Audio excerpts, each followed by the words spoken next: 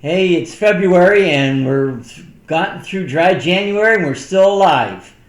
So, today I'm going to be doing a review of a mass-produced major American lager, Pabst Blue Ribbon. It's been around since the mid-1800s, originally under the Jacob Best Brewing. And when Jacob Best retired, he sold his company to his two son-in-laws. One of them was Frederick Pabst, where they named the company Pabst Brewing Company. If you look at their logo, you see a little bee in the middle of the leaf in their logo for Jacob Best. This beer has had a blue ribbon on its label since it won a prize. I think it was at a World's Fair. Didn't look that up. I should have. But from 1882 to 1916, they actually had a blue ribbon tied around the bottle. Pabst has a long history, and it's been bought and sold by many different companies over the years. Currently, they're owned by an investment company called Blue Ribbon Enterprises, I believe it is.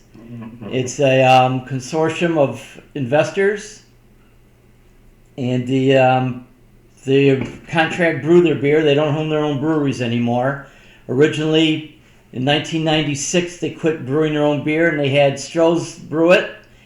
Then they went to Miller Coors, who eventually was bought out by Molson Coors. And Miller Coors was a company formed by both Miller and Coors to produce beers in North America. Then Molson and Coors merged. They took over Miller Coors when South African brewery SAB Miller were bought out by AB InBev. And in the U.S., the government didn't allow AB InBev to own the Miller products because there had been too much of a monopoly. So Molson Coors bought the Miller. So there was a dispute between Pabst and Molson Coors. And it ended up Pabst could be brewed by Molson Coors for only a short time, and they ended up getting a option to buy Molson Coors' Irwindale, California plant. So currently, Pabst is being brewed by City Brewing of La Crosse, Wisconsin. This beer was canned. It says Latrobe, Pennsylvania, and Irwindale, California. Latrobe is the old Rolling Rock plant. Rolling Rock production was moved to Anheuser-Busch's facility in New Jersey after AB InBev bought Latrobe Brewing. It was empty for a few years until City Brewing bought it. They started producing contract beers for other people as well as their own products. They were actually brewing Sam Adams there until Sam Adams bought a plant I think it was in Allendale, Pennsylvania. So they're currently contracting brewers for Pabst. And then Pabst bought the Irwindale, California brewery and sold it to City Brewing. So currently City Brewing is taking care of all of Pabst's brewing needs. So this is a huge can, and I've got a big glass, a traditional old-time Lum's glass from the 70s. Thought it would be appropriate to drink a beer like this in it. So, let's crack it open.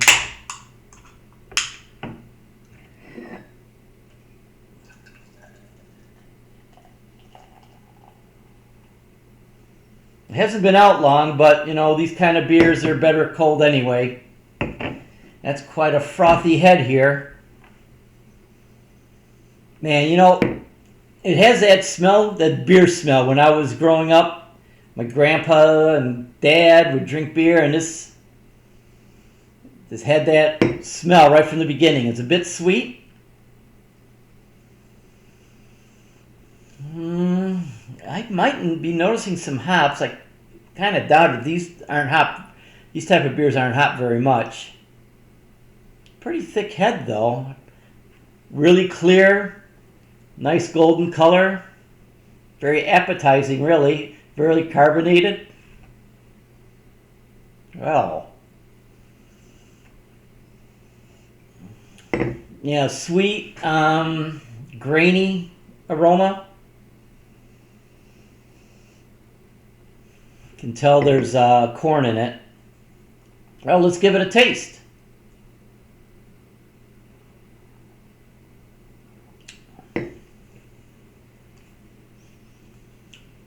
Pretty thin bodied, little it has that malt flavor. Pretty dry aftertaste. Now, these are the beers when they call lawnmower beers. That's where they get drunk after you get done cutting the grass in your patio. Pretty cool looking glass. Lums, I can't believe we've had it this long. I tell you, I didn't really like getting a beer at Lums because they frosted the glasses. I hate ice floating in my beer. It just, ugh, I just don't like it.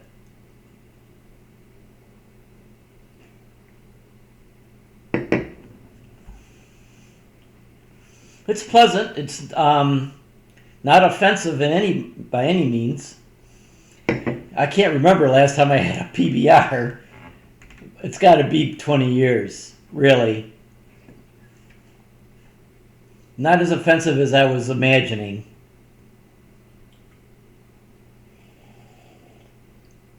I read that half of Pabst production is PBR. Even though they have a whole range of beers, when them and Miller bought Stroh's was on a buying spree back in the 80s and 90s, and that what kind of hurt them. So when they closed their doors, Miller and Pabst bought their brands. Pabst bought the majority of them. The funny thing is, Pabst bought the G. Heilman brands from Stroh's, and City is based in La Crosse because they bought the old G. Heilman brewing plant. Stroh's closed it in 96 and City bought it in 99.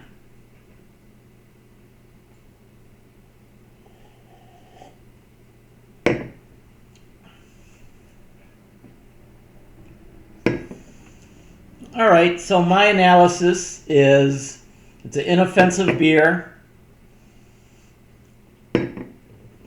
It's really dry. Enough hops to keep it from being very sweet. Not as sweet as I had imagined it would be. It's only 4.7% alcohol.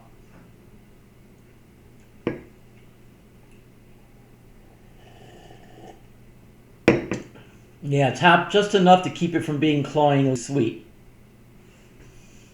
So I'm going to give this beer a 7 out of 10. It's not a bad beer. If you like these kind of beers, and a lot of people do, then go ahead and give it. PBR is not that bad, and you heard from me. So that's fine, and we'll see you on my next review. Bye.